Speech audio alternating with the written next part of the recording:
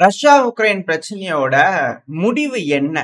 ஏன் முடிவே இல்லாம இந்த பிரச்சனை இழுத்துக்கிட்டு இருக்கு? என்ன காரணம்? அப்படிங்கிற பல விஷயங்கள் இருக்கு. இதுல ரொம்ப குறிப்பா பார்க்கணும்னா, ரஷ்யா எந்த எக்ஸ்ட்ரீம் வரைக்கும் போவாங்க?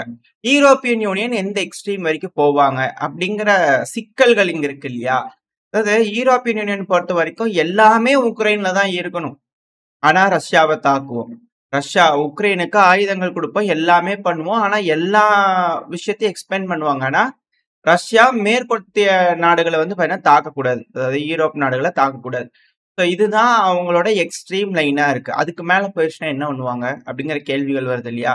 ஆனா இதே ரஷ்ய சைட்ல வந்துட்டோம் அப்படின்னா, ரஷ்ய அதிபரான விளாடிமிர் புட்டின் அவர்கள் ஒரு இன்டர்வியூ குடுக்குறாரு. அத காஃபிலாம் போட்டு குடுத்தாரு. சரி ஓகே. மெயினான விஷயத்துக்கு வந்துடலாம். பல விஷயங்கள் பேசினாரு. நாட்ட பத்தி பேசினாங்க. ஏகப்பட்ட விஷயங்கள் பேசினாங்க. அதுல மிக முக்கியமான ஒரு விஷயம் என்னன்னா, இந்த பிரச்சனை எதுவரைக்கும் போகும்? இதோட முடிவு என்னவா இருக்கும்? அப்படிங்கிறது போல கேட்கும்போது ரிப்போர்ட்டர் கேட்கும்போது, அவர் தரப்புல இருந்து வரக்கூடிய செய்தி என்னவா இருக்குன்னா, இந்த பிரச்சனையோட முடிவுல ஒண்ணு ரஷ்யா விடுதலையா, சுதந்திரமா, ரொம்ப சந்தோஷமா இருக்கும். அப்படி இல்லன்னா ரஷ்யான்ற ஒரு நாடே இருக்காது. அப்படிங்கிறது போல தெளிவா இருக்காது. நான் எல்லாத்துக்குமே தயார். முடிக்கணும்னாலும் தயார். எக்ஸ்ட்ரீம் எண்ட் வரைக்கும் நாங்க சண்டை பிடிப்போம் அப்படிங்கிறதுல ரஷ்ய அதிபரான விளாடிமிர் புட்டின் அவர்கள் போற போக்குல சும்மா தட்டி விட்டு போயிட்டாரு. இந்த அளவுக்கு ரெடியா யூரோப்பியன் யூனியன் இருக்காங்களா? யூரோப்ல இருக்கக்கூடிய நாடுகள்ல ப்ரோ ரஷ்யா புரொட்டஸ்ட்ன்னு பார்த்தீங்கன்னா நடந்துட்டு இருக்கு. பூரா ரஷ்ய கொடிகள் எடுத்துட்டு, அ இந்த வெற்றி டே மே 9 பரேட் நடக்குல்ல, சோவியத் யூனியன்ங்கிறது வெறும் ரஷ்யா மட்டும் கிடையாது. அதுல இருக்கக்கூடிய மத்த நாடுகளும் தான். சோவியத் யூனியன் அப்படின்றது தான் லாத்வியா, லுத்வேனியா, எஸ்தோனியா, கரகிஸ்தான், அ கிர்கிஸ்தான், ஸோ இந்த போல கசகஸ்தான், கிர்கிஸ்தான், ஸோ இந்த பகுதி எல்லாமே வந்து பார்த்தீங்கன்னா உஸ்பெகிஸ்தான் எல்லாமே சோவியத் யூனியன் தான். சும்மா ரஷ்யாவை மட்டும் வந்து சோவியத் யூனியன் மாதிரிலாம் போர்ட்ரை பண்ணிட்டு இருக்காதீங்க அப்படிங்கிறது வந்து பார்த்தீங்கன்னா, ப்ரோ ரஷ்யா கொடிய வச்சுக்கிட்டு ஆ புரொட்டஸ்ட் பண்ணிட்டு இருக்கிறாங்க ஆதரவா. இதோட பல விஷயங்கள் இருக்கு. யூரோப்ல இருக்கக்கூடிய அரசியல்வாதிகளுக்கு அந்த அளவுக்கு பவர் இருக்கா? இப்ப கரண்ட்டா அப்படின்னா, அது ஒரு சந்தேகம் தான். திரும்பியும் ரொமேனியால வந்து பார்த்தீங்கன்னா, எலக்ஷன் நடக்குது. ஜார்ஜ் கசக் அவர்களுக்கு பதிலா நிக்கக்கூடிய நபர் தான் ஃபர்ஸ்ட் ரவுண்ட்ல வந்து பண்ண ஜெயிச்சிருக்காங்க. இது எப்படிங்க? செல்லாதுங்களா? அப்படிங்கிற போல பலர் கேட்டுக்கிட்டு இருக்காங்க. ஸோ வெயிட் பண்ணி பார்ப்போம். அடுத்தடுத்த போலிங் வருது. ரொமேனியா பத்தி ஏதாவது நடந்துச்சு, ஏதாவது அப்டேட்ஸ் எதுனா பார்க்க ஆரம்பிச்சிடலாம். ஆ இதே இன்னொரு எலக்ஷன். அல்பேனிஸ் அவர்கள், ஆஸ்திரேலியாவோட பிரைம் மினிஸ்டர். அவர் வந்து பார்த்தீங்கன்னா, திரும்ப ஜெயிச்சுக்கிறாரு. அதுக்கான காரணம் வந்து பார்த்தீங்கன்னா, ட்ரம்ப் அவர்களோட அலை. அந்த அலை அடிச்சதுனால அவரு உயரத்துல இருந்தாரு. மத்தவங்கலாம் மூழ்கிட்டாங்க. ஸோ அதனால ட்ரம்ப் அவர்களோட அலை வந்து பார்த்தீங்கன்னா, அல்பேனிஸ் அவர்கள தூக்கி விட்டுருச்சு. ஆனா ரொமேனியால எதுவும் வேலை செய்யல பெருசா. ஓகே. மெயினான விஷயத்துக்குள்ள வந்துடலாம். ஸோ ரஷ்யா வந்து பார்த்தீங்கன்னா, எந்த எக்ஸ்ட்ரீமுக்கும் போறதுக்கு ரெடி. இப்போ அதுக்கு யூரோப்பியன் யூனியன் என்ன செய்ய போறாங்க அப்படின்ற கேள்விகள் இருக்கு. இதே போல ட்ரம்ப் அவர்கள் வந்து பார்த்தீங்கன்னா, ஒரு இன்டர்வியூ குடுத்திருந்தார். அதுல இந்த யூரோப்பியன் யூனியனோட நிலைப்பாடு என்ன அப்படிங்கிறது வந்து பார்த்தீங்கன்னா, தெளிவா சொல்லியிருக்கிறாங்க. அதாவது யூரோப்பியன் யூனியன்ல இருக்கக்கூடிய பல தலைவர்களும் தொடர்ந்து கால் பண்ணிக்கிட்டே இருக்கிறாங்களாமா. விடாம லைன் அடிச்சு அடிச்சு பார்க்குறாங்க. ஒரு கால் எடுக்க மாட்டேங்கிறார் ரஷ்ய அதிபரான விளாடிமிர் புட்டின் அவர்கள். அதனால எனக்கு ஃபோன் பண்ணி உசுர எடுக்குறாங்க. எனக்கு ஃபோன் பண்ணி பேசுங்க. தலைவரே பேசுங்க, பேசுங்க. நாங்க ஃபோன் பண்ணி எடுக்கல. பேசுங்க அப்படின்னு சொல்லி எங்கள தொந்தரவு எடுக்குறாங்க. ட்ரம்ப் அவர்கள் ஒரு மீடியால பேட்டி குடுத்திருக்காரு. அது மட்டும் இல்லாம மிலிட்டரி இன்வேஷன் வந்து கனடாக்கு பண்ணுவீங்களா? கிரீன்லாந்துக்கு பண்ணேன்னா, கனடாக்கு பண்ண மாட்டேன் அப்படிங்கிறாரு. ஆனா கிரீன்லாண்ட வந்து பண்ண மாட்டேன்னு சொல்ல மாட்டேங்கிறாருங்க. அந்த இன்டர்வியூ நீங்க பார்த்தீங்கன்னா தெரியும்.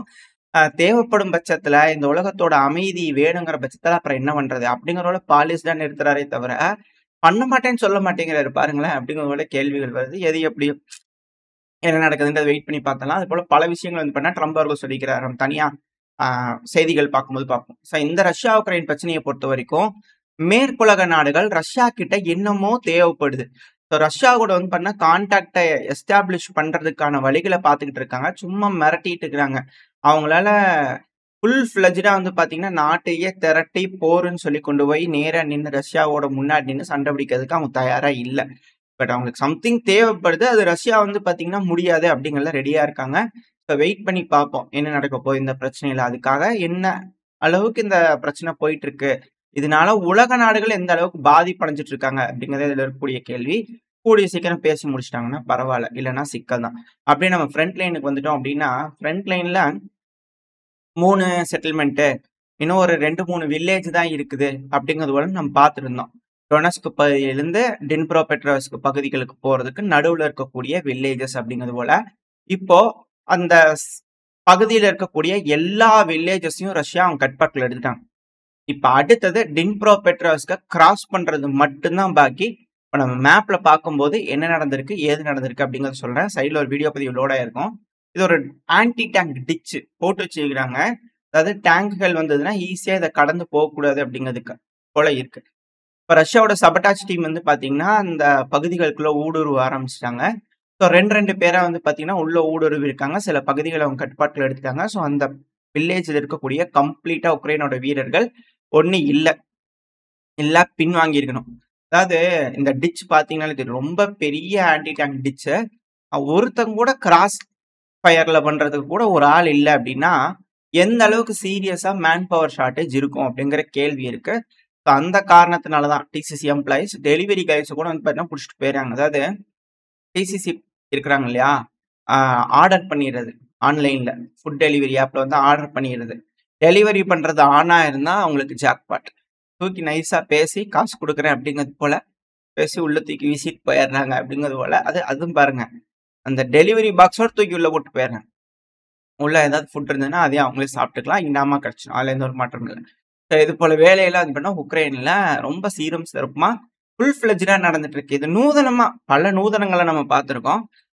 இதுல இது ஒரு நூதனம். ஏன்னா ஆல்ரெடி ஏகப்பட்ட விஷயங்கள் பார்த்திருந்தோம் இல்லையா. இதுல இது ஒரு விஷயத்த நம்ம ஆட் பண்ணிக்கலாம் அந்த விஷயத்துல.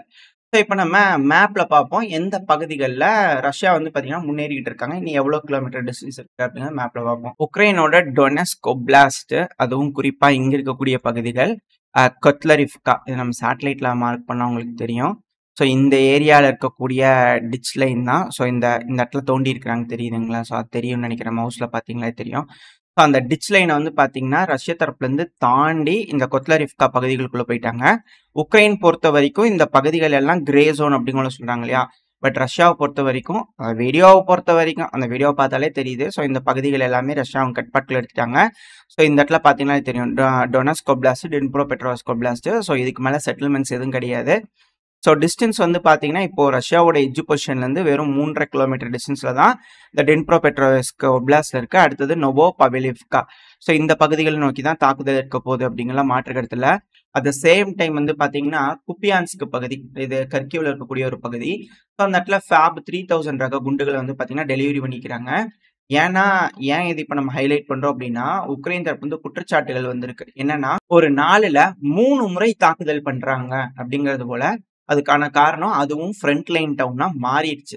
இது ரெண்டையுமே நம்ம மேப்ல பார்ப்போம். அதுக்கு முன்னாடி ஒரு பக்கம். இது வந்து பாத்தீங்கன்னா உக்ரைனோட சுமி ஒப்லாஸ்ட், அப்புறம் செர்னிகி ஒப்லாஸ்ட், இந்த ரெண்டுக்கும் பக்கத்துல இருக்கக்கூடிய பகுதிகள். இந்த 2 பகுதிகள்லயும் வந்து பாத்தீங்கன்னா ரஷ்யாவோட பிரியான்ஸ்க் ஒப்லாஸ்ட் போய் அடிக்க முடியும். அதாவது பிரியான்ஸ்க்கு கீழே தான் வந்து பாத்தீங்கன்னா கர்ஸ்க்கு கீழே தான் பெல்கிராடு.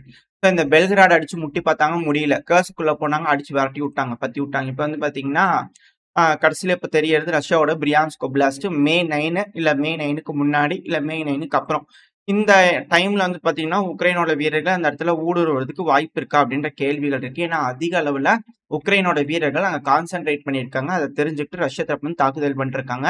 ஒருவேளை அவங்க பண்ணா உலகமே சர்ப்ரைஸ்ன்னு சொல்லலாம். பட் ஆனால் சர்ப்ரைஸ் இல்லைன்னா கர்ஸ்க் ஒப்லாஸ்ட்குள்ள போகும்போதும் நம்ம அந்த டைம்ல வீடியோ பதிவுகள் போட்டிருப்போம். இது ஒன்றும் சர்ப்ரைஸ் இல்லை, ரஷ்யாவுக்கு முன்னாடியே தெரியும். உள்ள வர விட்டு அடிச்சுக்கிறாங்க அப்படிங்கிறது போல ப்ரூஃபோட வந்து பார்த்தீங்கன்னா நம்ம பார்த்துருப்போம். ஸோ அந்த வகையில் இதை நம்ம பார்த்து வச்சுக்கலாம். அதுக்கான வீடியோ தான் சைடில் லோட் ஆயிருக்கு. இப்போ நம்ம மேப்ல பார்ப்போம். முதல்ல குப்பியான்ஸ்க்கு, அதுக்கப்புறம் இப்போ நடக்கக்கூடிய பகுதிகள் எங்க அப்படிங்கிறது பார்த்துடலாம். ஸோ நம்ம குப்பியான்ஸ்க் சொல்லியிருந்தோம் இல்லையா, அது வந்து கர்கிவ் பகுதி, கர்கிவ், லுஹான்ஸ்க். ஸோ அந்த சைடில் இருக்கக்கூடிய பகுதிகள்.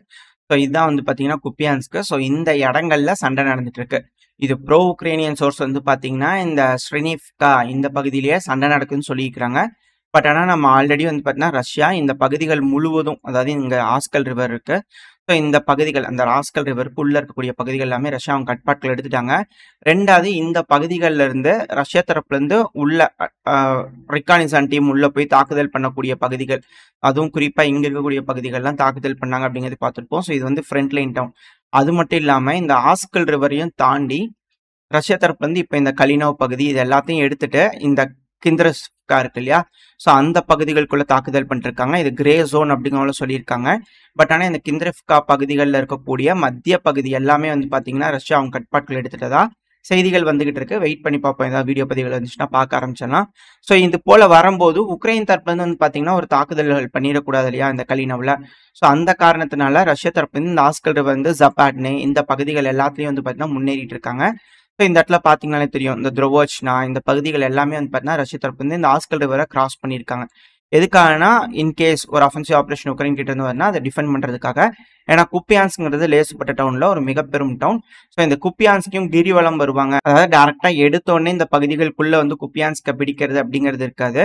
ஸோ குப்பியான்ஸ்க ஃபுல்லா சுத்தி வளைப்பாங்க. அதாவது குப்பியான்ஸ்கோட கிழக்கு பகுதி, வடக்கு பகுதி, மேற்கு பகுதின்னு சொல்லி எல்லா பகுதியிலையும் சுத்துவாங்க அப்படிங்கலாம் மாற்றுக்கடத்துல எப்படி பொக்ரோஸ்கள் நடக்குது அது போல. ஸோ அன்டச்சடா வந்து பார்த்தீங்கன்னா சில முக்கியமான பகுதிகள் பிடிக்கிறதுக்கு வாய்ப்புகள் இருக்கு. ஸோ அதனாலதான் அந்த குப்பியான்ஸ்க நம்ம ரொம்ப ப்ரெஷரா பார்த்தோம். ரொம்ப முக்கியமான ஒரு பகுதிகள். அடுத்தது வந்து பாத்தீங்கன்னா இந்த இடத்துல அட்டாக் நடந்திருக்கு இல்லையா. ஸோ இந்த என்டையர் ஃப்ராண்ட்லயே வந்து பாத்தீங்கன்னா அட்டாக் நடந்திருக்கு. இது உக்ரைனோட செர்னிஹிவ் அப்புறம் சுமி ஒப்லாஸ்ட் இந்த ரெண்டும் இந்த இடத்துல வந்து பாத்தீங்கன்னா பார்டர் பிரியுது இல்லையா. ஸோ இது வந்து சுமி. ஸோ இந்த பார்டர் பகுதிகள் முழுவதும் வந்து பாத்தீங்கன்னா உக்ரைன் கான்சென்ட்ரேட் பண்ணிக்கிறாங்க. அதை தெரிஞ்சுக்கிட்டு அந்த பகுதிகளில் வந்து ரஷ்ய தரப்பு வந்து தாக்குதல் பண்ணிக்கிறாங்க. ஸோ எந்த டைம் வேணாலும் உக்ரைன் தரப்புல இருந்து ரஷ்யாவோட பிரியான்ஸ்க் ஒப்லாஸ்ட்குள்ள போறதுக்கு அதிகமான வாய்ப்பு இருக்கு. இது நம்ம ஆல்ரெடி சொன்னதுதான். ஒன்ஸ் இந்த பகுதியிலேருந்து உக்ரைன் தரப்புல இருந்து முன்னேறாங்க அப்படின்னா மேபி எஸ்கலேட் பண்ணணும்னு நினைக்கிறாங்கன்னா என்ன லாத்வியா, லுத்வேனியா, எஸ்தோனியாலாம் பெருமளவில் இங்கே பால்டிக் சீலிய நேவல் பிளாக்கெட் போடக்கூடிய ஆளுகள். ஸோ ஒரு வேளை லுத்வேனியா, லாத்வியால இருந்து வந்து பார்த்தீங்கன்னா ஒரு அட்டாக் பண்ணுறாங்க அப்படின்னா மேபி பெலரூஸை கட் பண்ண முடியும். பெலரூஸை முழுசும் சுற்றி வளைக்கணும்னா பிரியான்ஸ்க் பகுதியை ரிட்டர்ன் பண்ணணும். ஸோ பிரியான்ஸ்க் பகுதியை ரிட்டர்ன் பண்ணிட்டாங்கன்னா இங்கே பெரிய சப்ளை லைன் வந்து பார்த்தீங்கன்னா ரஷ்யாவுக்கு இருக்கு. அதாவது இங்கே இருக்கக்கூடிய லைனை. ஸோ இந்த லைன் வந்து பார்த்தீங்கன்னா பிரியான்ஸ்க்கு போகிறத கட் பண்ணிடலாம். ஃப்ரண்ட் லைனில் கட் பண்ணிடலாம்.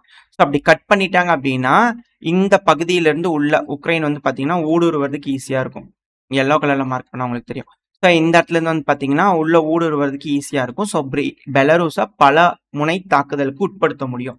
ஸோ அந்த காரணத்தினால தான். ஏன்னா இதுதான் சப்ளை லைன் ஈஸியாக இருக்கும். இப்போ அதை விட்டுட்டா ரஷ்யாவுக்கு என்ன சப்ளை லைன் இருக்கு அப்படின்னு நம்ம யோசிச்சோன்னா இங்கே இருக்கக்கூடிய அடுத்த சப்ளை லைன். பட் ஆனால் அது ஃப்ரண்ட் லைனுக்கும் வந்து பார்த்தீங்கன்னா ரொம்ப டிஸ்டன்ஸில் இருக்கும். ஸோ இந்த லைனை மட்டும் கட் பண்ணிட்டாங்க உக்ரைன் அப்படின்னா ரொம்ப ஈஸியாக இருக்கும். அதாவது ஒருவேளை இந்த லுத்வேனியா, லாத்வியா, எஸ்தோனியா வந்து பெலரூஸ்குள்ள வந்து தாக்குதல் பண்ணணும் நீட் இல்லைன்னா கூட போலாண்டு வந்து பார்த்தீங்கன்னா இங்கே இருக்கக்கூடிய ஓலின் ஒப்லாஸ்ட் இருக்கு இல்லையா. அதாவது மார்க் பண்ணக்கூடிய பகுதிகள். அதாவது இங்க இருக்கக்கூடிய பகுதிகள்லாம் வந்து பண்ணா சர்ச்சைக்குரிய பகுதிகள். எதுக்கு அப்படின்னா போலாண்டுக்கு வந்து வேணும் அப்படின்னு ஆசைப்படக்கூடிய பகுதிகள். ஸோ இந்த பகுதிகளை வந்து பார்த்தீங்கன்னா தோண்டக்கூடிய பணியில இறங்கிட்டாங்க. இங்க இனப்படுகொலை பண்ணி புதைச்சி வச்சிருக்கிறாங்க எங்களோட போல்ஸ் மக்களை.